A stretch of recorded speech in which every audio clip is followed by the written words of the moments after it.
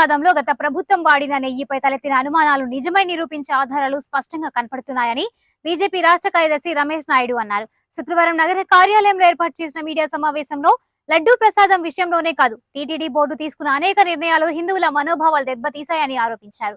ప్రస్తుతం కేంద్రంలో రాష్ట్రంలో ఉన్న ప్రభుత్వాలు టీటీడీలో నెలకొన్న సంక్షోభంపై దర్యాప్తు జరిపించి గత ప్రభుత్వంలోని పాలకుల పాపాలకు శిక్షలు వేయించాలని డిమాండ్ చేశారు.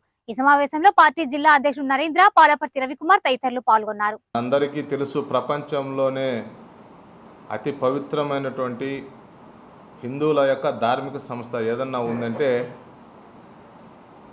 భగవంతుడు కొలువై ఉన్నటువంటి తిరుమల.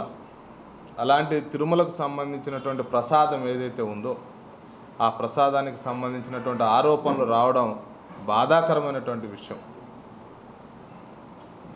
గతంలో రాజశేఖర రెడ్డి గారు కూడా 7 కొండల్ని 2 కొండలు చేయాలనేటువంటి ప్రయత్నం చేశాడు. ఆ రోజుల్లో భారతీయ జనతా పార్టీ హిందూ ధార్మిక సంస్థలు అడ్డుకున్నాయి. ఈరోజు జగన్మోహన్ రెడ్డి గారు ముఖ్యమంత్రి అయిన తర్వాత అనునిత్యం తిరుమల మొదలుకొని సోదరుడు చెప్పినట్లు కాకాని గుడి వరకు అపచారమైనటువంటి కార్యక్రమాలు నిరంతరం జరిగాయి. బాధాకరమైనటువంటి విషయం ఏంటంటే, నేను పరమ భక్తుడు నేను చెప్పుకునేటువంటి ధర్మారెడ్డి గారు, ఆయన హయాంలోనే ఈ యొక్క నెయ్యి కల్తీది వాడారు అనేటువంటి విషయం వాస్తవం. వాడినటువంటి నెయ్యి ఏదైతే ఉందో తను కూడా చెప్పుకుంటున్నాడు. తన హయాంలో చాలా సంస్థలకు సంబంధించినటువంటి లారీలన్నీ కూడా నేను ఎన్నిక పంపించాను. దాదాపు 18 ట్యాంకులు నెయ్యి ఎన్నిక పంపించడం జరిగింది. కల్తీ నెయ్యి, నాసిరకమైనటువంటి నెయ్యిని.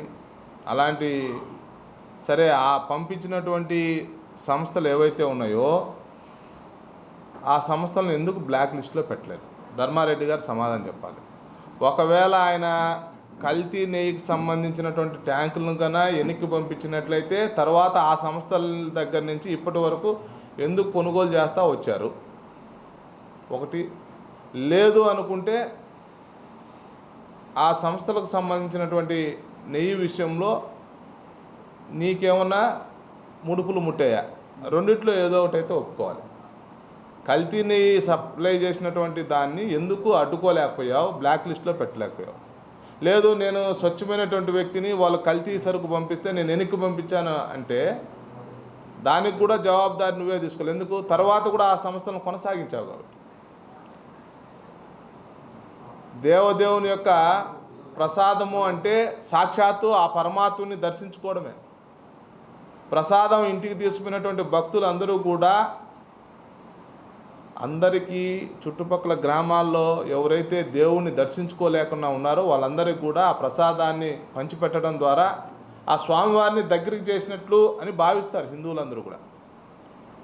అలాంటి ప్రసాదం పట్ల జరుగుతున్నటువంటి ఈ యొక్క కుట్ర ఏదైతే ఉందో దీని వెనకల అంతర్జాతీయ క్రైస్తవ మిషనరీల యొక్క హస్తం ఏమన్నా ఉందా అని మాకు అనుమానం వస్తుంది. ఎందుకంటే ఆనాడు 7 కొండలను 2 కొండలు చేయాలనేటువంటి ప్రయత్నం వెనక కూడా క్రిస్టియన్ మిషనరీల యొక్క హస్తం ఉండింది. ఇప్పుడు కూడా ఆ విధంగా ఏమన్నా ఆ దేవదేవుణ్ణి భక్తులకు దూరం చేయాలి, ఆ స్వామివారికి పెరిగిపోతున్నటువంటి ప్రచారము, భక్తి విశ్వాసాలు పెరుగుతున్నటువంటి నేపథ్యంలో వాళ్ళ మత విస్తరణకు ఏమన్నా ఇబ్బందులు వస్తాయనేటువంటి భావంతో ఏమన్నా అబాష్పాలు చేయాలనేటువంటి పనులు ఏమన్నా ఇలాంటి కుట్రలు జరిగాయా అనేటువంటి అనుమానాలు హిందువులందరికీ కూడా వస్తున్నాయి. ఎందుకు? అల్ఫా అనేటువంటి సంస్థ, ఆ సంస్థ టెండర్ వేసినటువంటి రేట్లు ఎంత, తర్వాత దాన్ని మళ్ళీ రివర్స్ టెండర్లో దానికి ఎంత కట్టబెట్టారు? కొత్త జగన్మోహన్ రెడ్డి గారు అధికారంలోకి వచ్చిన తర్వాత మనందరికీ తెలుసు, రివర్స్ టెండరింగ్ పేరుతోటి ఏ విధంగా మనందరినీ మభ్యపెట్టారు, మాయ చేశారు, మోసం చేశారు. ఇది ఒక్కటి చాలు. నందినికి సంబంధించి నిన్ననే మనందరం కూడా బాగా స్పష్టంగా చర్చ జరిగింది. వాళ్ళ చైర్మన్ గారు స్టేట్మెంట్ ఇచ్చారు. 4 సంవత్సరాల కాల వ్యవధిలో మా యొక్క సంస్థకు సంబంధించినటువంటి నెయ్యిని సప్లై కానికుండా అడ్డుకున్నారని చెప్పి. నందిని అనేది ప్రభుత్వ రంగ సంస్థ, స్వచ్ఛమైనటువంటిది. దాన్ని ఎందుకు అడ్డుకున్నారు అనే దానికి కూడా సమాధానం వీళ్ళే చెప్పాలి. జగన్మోహన్ రెడ్డి గారు అధికారంలోకి వచ్చినప్పటి నుంచి ఇప్పటి వరకు ఆలయానికి ఏ రోజు ధర్మపత్ని సమేతంగా వెళ్ళలే. ఇది హిందూ ఆచారానికి వ్యతిరేకమైనటువంటి విషయం. చివరికి ఒంటిమిట్ట రామాలయం మా నియోజకవర్గంలోనే ఉంటుంది, ఏకశిలా నగరం. స్వామివారి యొక్క కళ్యాణానికి ఎన్నికల ముందర జరిగినటువంటి ఉత్సవాల్లో స్వయంగా తను కూడా రాలేదు. గతంలో తన ధర్మపత్నితోటి ఆలయానికి ఏ రోజు పట్టు వస్త్రాలు తీసుకురాలేదు.